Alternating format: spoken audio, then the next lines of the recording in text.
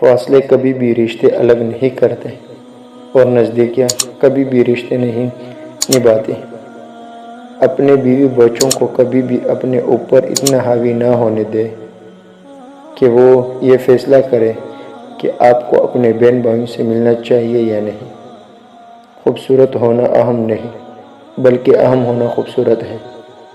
ہر رشتہ کہیں نہ کہیں مان توڑ دیتا ہے اور ہر تعلق کبھی نہ کبھی برہم کھو دیتا ہے۔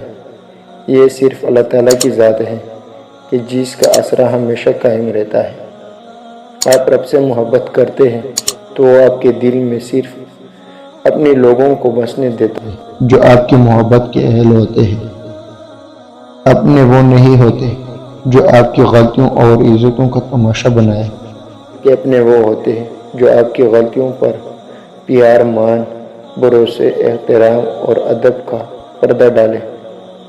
دنیا میں اس سے بڑھ کر کوئی اور ایوارڈ نہیں ہو سکتا کہ لوگ آپ کی تربیت کی وجہ سے آپ والدین کی تعریف اور عزت کریں۔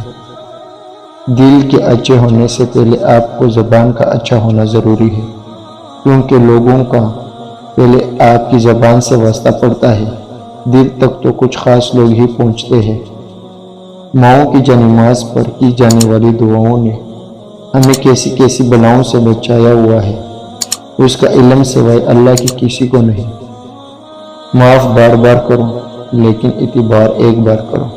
پیسہ رشتہ داری کا لائسنس بن چکا ہے، جس کے پاس نہیں ہے وہ رشتہ داری کے لیے نااہل ہے۔ اس مطلبی دنیا میں احساس ہونا بھی آزمائش ہے۔ اگر احساس سچے اور پرخلوص ہو تو رشتے ہمیشہ زندہ رہتے ہیں۔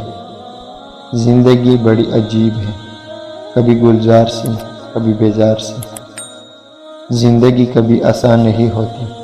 زندگی کو آسان بنایا جاتا ہے پیار سے، خلوص سے، اپنائیت سے اور سب سے بڑھ کر برداشت سے۔ اپنوں کی غلطیاں بھی اپنی جیسی ہوتی ہے، مل جل کر سدھر نہیں، کیونکہ انسان تو خطا کار ہے، مگر انا اور تکبر میں رہ کر دوسروں کے جھکنے کا انتظار نہ کرے۔